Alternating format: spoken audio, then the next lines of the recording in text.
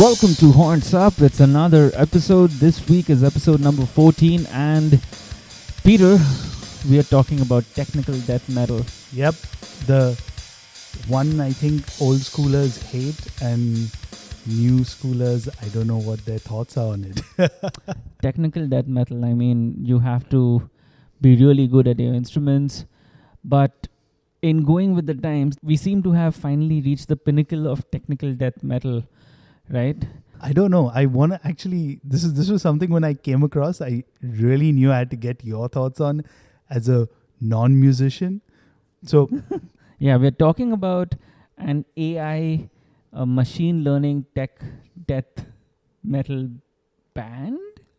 I don't know. I mean, so this is something called Dadabots. It's an AI built by the Berklee College of Music graduates. Wow. Bunch of nerds. Yes, bunch of nerds. So they're these two guys, Zach Zukowski and CJ Carr. They've been working on it for a few years, and they basically have trained a neural network to kind of play metal. I'm wondering like why they chose metal, but like, okay, cool. And when I was looking it up, they've basically programmed or at least taught the neural network to play stuff like Meshuggah, Kralis in the past, and I've even heard the Dillinger Escape Plan one, and basically it gets covered or played to the best of the ability. So the Meshuggah album is nothing, but the only reason, and it's been in the news lately, especially on the metal blogs and metal sphere in general, is that the current one that they're doing is been trained on the death metal band Archspire. Yeah. Have you heard them?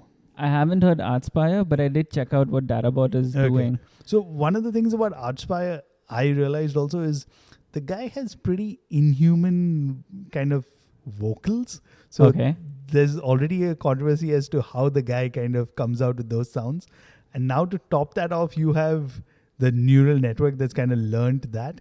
And now is on YouTube a 24/7 stream of brutal death metal based on that. Yeah, it's essentially taking what you in your normal day-to-day job as a marketing professional would be paying an agency to do for SEO purposes. Right? Yeah, right? It's machine learning. Yeah. So that eventually you don't need any humans to create death metal music. That's very shitty, man. I mean, think about it as a musician. That's why I'm coming back to where it first occurred to me. Are you afraid? I mean, it's not a territory. I don't think art at the moment is a territory in which machines will eventually overtake humans. Sure, this whole fascination that humans tend to have with training machines how to be human, right? That is never going to end. So you're going to see countless more experiments where, there's a machine that maybe can paint using machine learning, like the next big art piece, or construct a haiku, because at the end of the day, all of these things can be programmed. And technical death metal, because of the word technical in it, I mean, yes, it's something that is pretty programmable in that way, right? Yeah. It's not jazz. No, I mean, it was pretty cool because like this comes back to something like, because I did my MBA a few years ago, and there was a presentation by IBM and they were talking about Watson and how precise it is, and it's all almost getting there. And they did allude to something where, machine learning in terms of art or music, and they said, a lot of people cannot distinguish. But as a metalhead, it just makes me wonder. I mean, of course, we can kind of talk about Dadabots because you heard it and we had a brief thought exchange. To continue the trail that you were talking about, creating music which is machine made versus creating music or listening to music that is human made, at this point in time when everybody has access to technology, it's not wrong and it's not unfathomable to think of drummers adding extra blast beats, which probably they can't play in real life, or guitarists playing notes at a speed slowly and then speeding everything up, so that, and then eventually trying to learn. I mean, this is the way Bleed was written, right? Yeah, You yeah. first programmed everything on Yeah. a machine, and then eventually the human technique was achieved to play Yeah. that song live. So if AI learning or machine learning can help us create parts or create riffs or create songs which then is deemed playable, then But- it'll open up new skills. Yeah. But I mean- for that to occur, you'll need to keep feeding the AI so much more for it to be able to just come up with the different permutations and what is the other word that permutations and combinations? Yeah, so permutations and combinations for it to be able to create something that's not heard of before. I mean, if you listen to the Dadabots stream right now, half of it is very mediocre. Yeah. Which is exactly where I wanted to come to, basically. Like, it's great you mentioned Bleed. I still remember the guys from Protest the Hero, which are a technical band exactly. in a way. Yeah. The guys couldn't play Kezia live for the longest time. Correct. It took them so long because they were so far ahead in their writing, but when it came to like performance-wise, so that's just another example. Exactly, and we've heard the same things. I mean, Rings of Saturn apparently would record their albums at half speed, and then only speed everything up, and that's all thanks to technology. Yeah.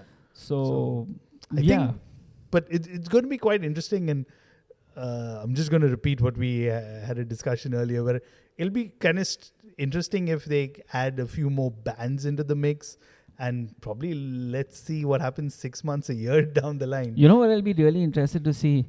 Give the neural network like Napalm Death.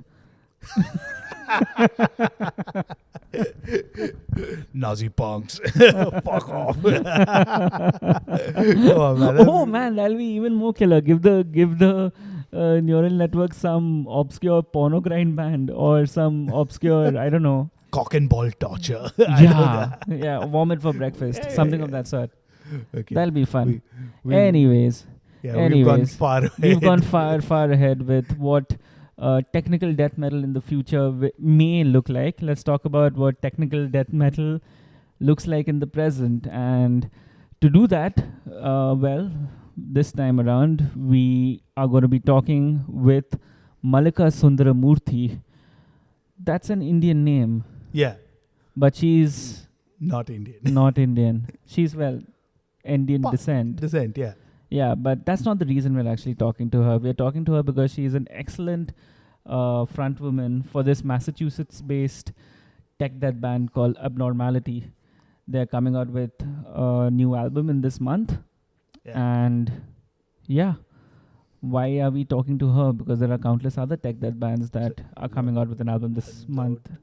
I mean, one of the things that always struck me about Abnormality is they never kind of push themselves as a female-fronted band, really. And if you kind of didn't look at the promo pictures or stuff like that and just listen to their music, you wouldn't. It's pretty really hard know. to tell. Yeah, it's pretty hard to tell. And it's quite an impressive feat if you think about it, just as a band themselves, because when you compare them to most of the kind of brutal death metal or even technical death metal bands, they do stand out from the pile, really. And the album comes out on Metal Blade Records, which again is a label that has a reputation that kind of precedes itself. So it was a pretty impressive listen. I really liked Social Constructs. So I thought it would be great to kind of have a chat with Mallika and kind of get to know more about the album from her. Yep. So let's do that then. Here's the interview with Mallika Sundaramurthy from Abnormality.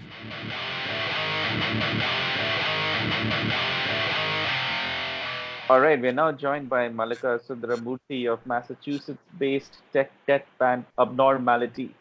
She's undoubtedly one of the best female death metal vocalists of today. Thanks for sparing some time to talk to us, Mallika. Great to have you.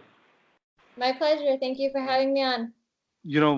At Horns Up, we not only kind of talk about what's happening in the present, but we also look at, just some of your roots or your past. So just let's talk about your musical journey. Take us back to your childhood, and can you trace your musical journey for us? How did it begin? What was the music you grew up with? Well, That's interesting. Well, my father is from India. You probably guessed by my name. And my mother is American. So I grew up with, mixed cultural background and music from both countries. But my biggest influence being American music, having grown up there. And um, I took singing lessons when I was a child. My siblings and I, we were enrolled in singing lessons, some classical kind of singing. And I continued with singing throughout school, doing things like chorus. And when I became a teenager, I was more interested in rock and metal, and was developing my vocal style on my own. But I didn't form my first band until college time. So Right. it was more of a hobby for me, and singing along to bands I liked and things like that. So it was the band that you formed, a metal band. How did you get into metal? Yeah, well, I started as a fan of metal. I was going to a lot of concerts in high school, and I was drawn more to the heavier styles. And when I was in college studying abroad in Spain, in Barcelona, I joined a metal band there. It was a death and roll band. Just by chance, I met some metalheads there, and I recognized their shirts, and we started talking. And I went to their band practice and just started singing, and they asked me to join their band like on that day. So that was my first band experience. And when I went back to college in Boston, I was looking to join another band or form another band. And I had a few more projects before forming Abnormality. So it was a journey, but Abnormality has definitely been my longest going and most serious band. So you did mention about discovering metal while you were on your trip in Spain. What drew you, if I could ask? Well, actually, no, I mean, I was listening to metal since I was a teenager. I started with, what I could find on the radio. This was before the internet was really a thing. And the Yeah. only way to discover music was listening to the radio or exchanging tapes with friends. So I was first exposed to hard rock, bands like Alice in Chains and Nirvana, things like that. And in high school, I was just exchanging tapes with friends and discovering more heavy bands. And through the radio, I found some of my favorite bands like Deftones and Soundgarden and Rage Against the Machine, those styles in the 90s. Yeah. And it just That got was heavier from there. I made some friends with the metalhead, other metalheads in my high school, and I heard about Pantera, Metallica, and uh, there was a friend I had who had a death metal band and exposed me to some more bands like Cannibal Corpse and Dimmu Borgir, Cradle of Filth, and um, yeah, a bunch of other bands too. So that was part of the journey, and um, just my taste just got into heavier things. And when I heard Suffocation for the first time, I was like, wow, this is amazing. Um, so yeah, and Vile, and a lot of American death metal bands. I just discovered through friends and just never looked back. So yeah, by the time I was in Spain, I was already listening to bands like Death, and just I had Arch Enemy had just come out like with Wages of Sin, like with Angela Gasso. And I was yeah. like, oh, that's cool. Like there's other women like interested in this music, playing it. I was already singing death metal style by then, just because I was trying to see if I could do it just for fun. But then it was like, oh, cool, there are other women doing it. That's awesome. And yeah, I just made some more metalhead friends and just had that first band experience. And it was so thrilling that I wanted to keep doing it after that. Lovely. That's actually a great segue to the next question we had for you, which was what really drew you to growling? And when did you realize that you could do this and that too for a long period of time? Is there some sort of a story behind you deciding or you realizing that you could do this and deciding to do this? As I told you, I had been singing since I was a child, and Uh-huh. You I think mentioned classical lessons. So were they Carnatic classical or Hindustani no, classical or Western classical? like American classical music, like a British style singing. I don't know how to All explain right. it, but yeah, Yeah, like American, understood. Yeah, yeah. Western music. Western But classical. Yeah. yes. Uh, I have, been exposed to some Indian music through my father, but I never learned how to sing in this style. But I really appreciate this music too. Um, so yeah, just having had experience as a singer, when I was first heard death metal, I was blown away, by the vocals first, and like how did they do it? And I had a friend, as I told you, in high school that had a band, and I saw them practice, and I was like, wow, like the vocals are so interesting. I wonder if I can do it. And I just started trying. That's that's all. I just was. I fell in love with this kind of vocal because it's just so unique and extreme. I loved the energy of it and the variety. So it wasn't like a plan to join a band. It was just I challenged myself to see if I could do it, and I enjoyed it so much. And as a fan, just singing along to my favorite bands and things. And then when I had an opportunity to sing in a band, I jumped at it. I previously, I have to say, I had kind of dreamed of being in a band before that, but it was more like a rock band or something when I was younger. But I was interested in doing music. But the first opportunity I had, it was later, and when I was already a fan of metal. Okay. Now, sticking to this, as someone who's had some amount of vocal training as in childhood, how much of training does death metal growling require for you to be able to do this It for takes a long lot. stretches of time? Yeah, yeah. To do it professionally, it takes a lot of practice. And I never stopped developing my voice even after I formed Abnormality. I took some vocal lessons with an opera singer, and that really helped a lot with my breathing techniques. So I use this with Abnormality now. So I definitely have improved as a singer since the beginning of the band. So in order to maintain your voice, especially on tours where you're singing every day, no breaks, it's really important to have proper vocal technique, and it's important to take care of your voice to not lose your voice or get nodules on your vocal cords or something, which has happened to to professional bands. So I'm proud of myself that I learned those proper techniques, and I've been able to maintain my voice. I've never lost my voice on tour, and it's due to the proper breathing techniques and taking care of my throat, of my vocal cords. Okay, cool. Now that we've kind of touched base a bit upon abnormality, you guys complete 14 years. So what we wanted to know is how did the name abnormality come up?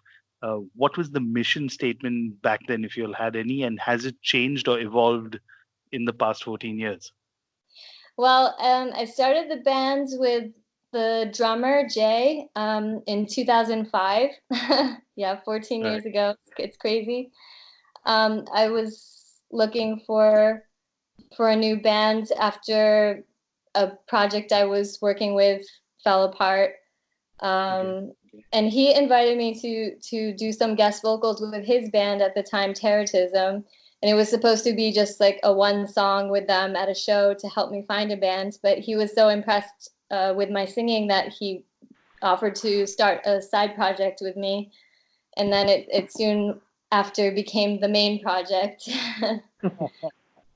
So I just really was in love with death metal, I really wanted to do it in a more serious manner, not to just have, a garage band or something, but I really wanted to take it to the next level.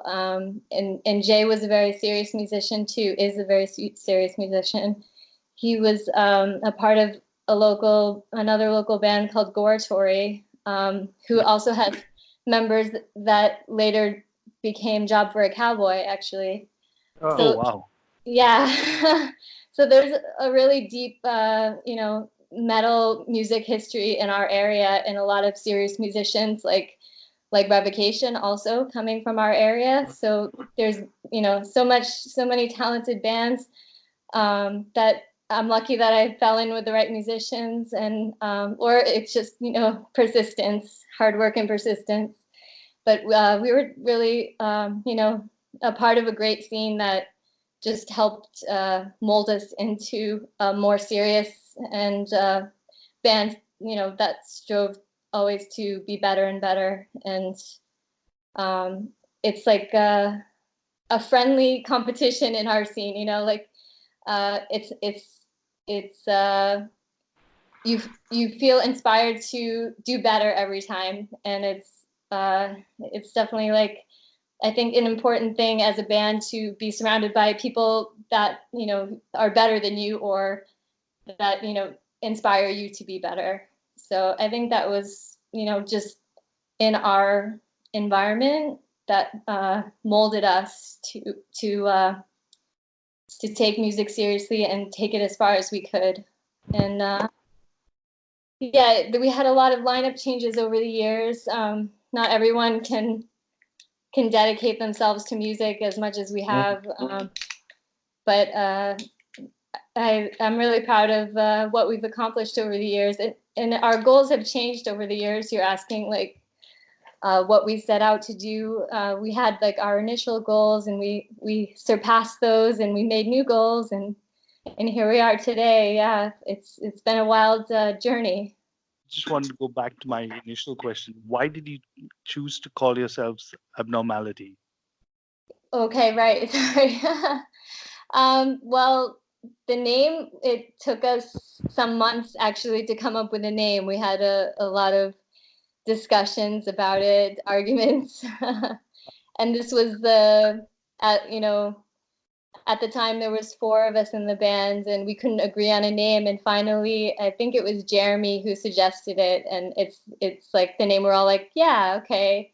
It didn't pigeonhole us into one sound. Like with this name, we could explore our sound, and it could symbolize a lot of things. And maybe, it wasn't the initial thought, but maybe it's more rare, to have a female in the band. So if that's kind of what makes someone think the band is abnormal, okay. But just for us, it was more like we didn't want to be afraid to explore different sides of extreme metal, and put whatever we were inspired by, whatever we were passionate about, into the music, and try to break some boundaries with it. cool. So now that 14-year journey is leading you to a new album. Sociopathic Constructs is just around the corner, the release. Two questions on this. First up, why does this album need to exist? And secondly, what's the reaction the band is hoping for with this album? Well, why it needs to exist? Well, it's a product of our hard work, blood, sweat, tears, and our passion for music. It's the next chapter of the band. Every one of our albums is, a different chapter in our journey, and no one album sounds like the other. It's a progression always. Um, it's a different, part of our lives. Whatever we were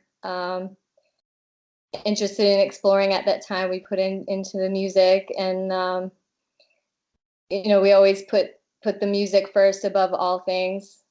So yeah, I think it's a good time for this album. It's marrying the best of old school death metal with modern death metal. Has elements of both, modern progressive sounds and classic brutal death metal sounds. So I think that, in that way we're unique. We're not afraid to be inspired by old, but try new things too. So yeah, and I think this time around we really stepped it up, and with the technicality, the brutality, and balancing it with just solid songwriting. So yeah, that's why. That's why. So one of the cool things was the press note that we got was quite detailed. So I'm just going to take a line from your guitarist, Jeremy. He says, I think this record, we feel free enough to go where we wanted within a song. And Yeah. the way I looked at it was, it's a move by a band that doesn't want to play safe anymore. Am I correct when I interpret that? And Yeah. what inspired this move, really? I think I'm not sure exactly what he meant by that, because I think we always feel free to express ourselves how we want to. But I think more than ever, we're in a great place as a band. We've been, writing with our latest member, Sam, now for more than 3 years. So I think we've really come into our own with our style and our current lineup, and we felt we were in a great position to really show off like what the band is capable of, to really step it up. Over the years, we've had many different setbacks and challenges, and now we feel like it's really our time to shine musically, and without restrictions. Right. Okay. And I guess that you kind of answered it within terms of your sound, because he talked about, not feeling free to also kind of throw back into that Morbid Angel kind of vibe also. So, yeah. Yeah, but yeah, I think we're always like, I think we've always had that Morbid Angel influence, Suffocation, and with some other elements too, like Behemoth, and like even some grindcore influence. But whatever different genres apply, that we're not afraid to combine elements of, and you can hear our inspirations if you listen closely. Yeah. There's also a quote by drummer and lyricist Jay that says, with a lot of lyrics already written, the structures of a lot of songs were written into them. Yeah. Does this mean that the lyrics came first and the music came second? It's always different depending on the album, but on this album it was a lot of the lyrics were ahead of the music. So How does and that approach really to songwriting impact your role as a vocalist? well, it doesn't too much. I mean, half the time there is like a lyric structure there, and they write the music to it, and then the other half of the time I have the music first, and I have to mold the lyrics to the music, and either approach works for me. I'm used to working both ways. Okay, Um, so do you feel any difference in output for using one way versus the other? um, well, I think when we have the lyrics ahead of time, it helps unify all the songs on the album. If we have a solid theme, like on this one, we had most of the lyrics, and they all worked well together. So it kind of helped make a more unified feeling on the album this time around as compared to some of our other albums. And something also I realized while we were doing our research is you're based in Czech Republic, while the rest of the band is based out of the US. So how does the writing and recording process work for you? Well, this is the first time we worked like that. It's a more recent thing that I moved to Europe. I grew up in Massachusetts and lived most of my life in Massachusetts. So I moved to Czech Republic about 3 years ago through marriage. Okay. So most of the time of the band, I've been living in the same area as the guys. So we already have, a long history of working together, and, it hasn't been a problem, me working online with them now. So this was the first album we worked with a distance, and the only difference is I tracked my vocals over here in Prague, and they tracked all the music over in Massachusetts. The album was mixed by the same person, Peter Ruccio, who we've been working with since 2010.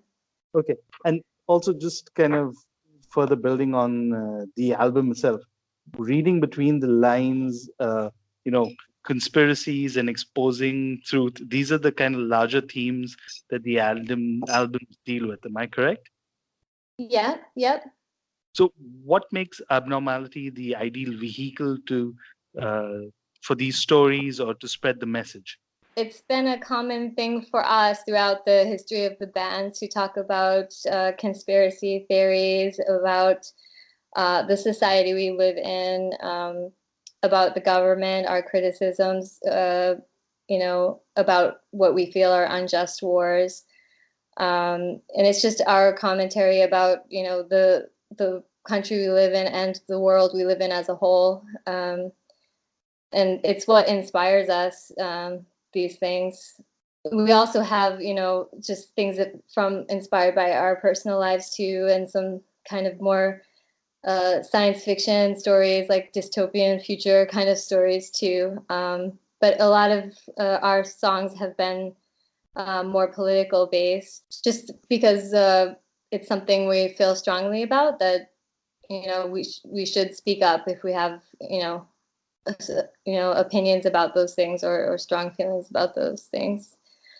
And we've seen a lot of corruption in our government, a lot of lies, and wars waged under false pretenses. So those things also anger us, and we like to vent our anger in a healthy way through music. And yeah, there's other bands that do similar things. So that's what we've always done as a band, if you've followed us through the years. Okay, so I think now it's time to get a little bit of a hit of that Abnormality sound. We'd like to play a track from the album. Which one should we play and why? Well, my favorite track would be the first track, Monarch Alpha, if you can play that one, but it hasn't been put out there yet. Okay. My next favorite is Curb Stomp, which is the first track that we released. It's one of the most brutal tracks on the album. And you had a pretty cool video to go along with it also. Yeah. Thanks.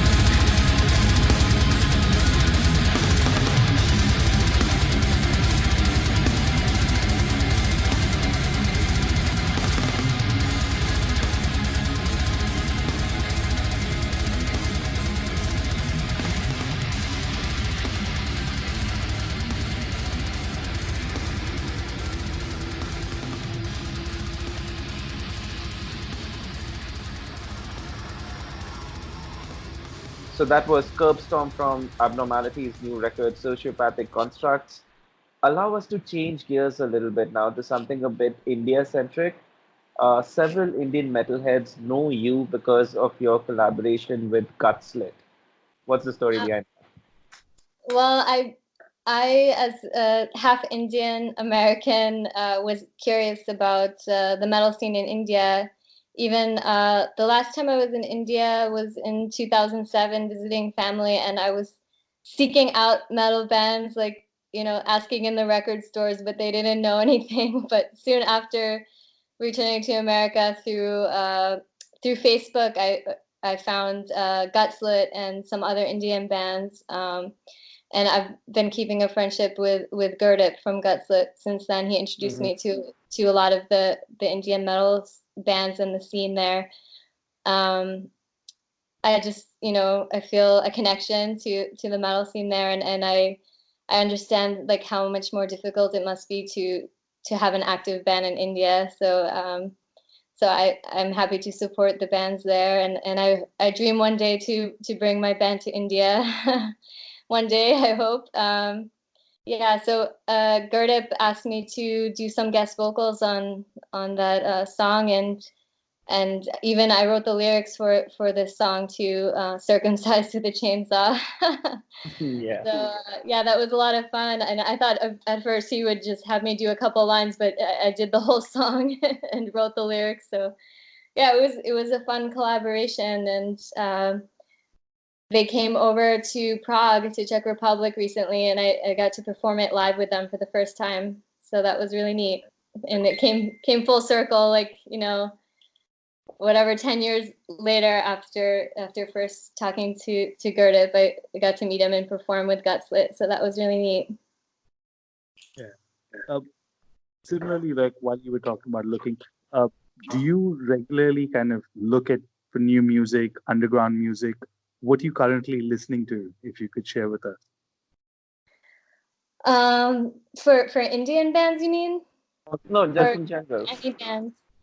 Um, well, I find myself recently going to a lot of my favorite classics, like Morbid Angel and Suffocation. I'm listening a lot more to older bands Okay. as of late. But as for new bands, like a band I have my eye on is Entheos, and I had their vocalist Cheney do some guest vocals on our album on the song Penance.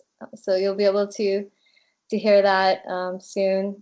So that was really fun, and they're a really amazing band. I recommend checking them out. Adding to So our ever increasing pile of music that we need to listen to. yes. Here's something about your life as a graphic artist. Now, we know you're responsible for some of the abnormality artwork, but besides that, how often do these two worlds, metal and art as such, meet for you? Do you see these as similar worlds of expression, um, or not? Is there a uh, similarity or is there a difference? Well, as an artist, all around artist, for me, expressing myself through music and visual art is very much the same. I'm one thing inspires the other, and ever since I was a child, I've been singing and I've been drawing. So it's just two things I developed as a creative person, and now as an adult, I'm a professional artist. That's my day job when I'm not doing death metal. Um, and I've been, working in the video games industry for over 10 years. Um, so I developed more as a digital artist since then, doing paintings but digitally, and doing 3D modeling, concept art. Something I must bring up is you're heading on tour next month with Gorgasm, Unbirth, and Cenotaph.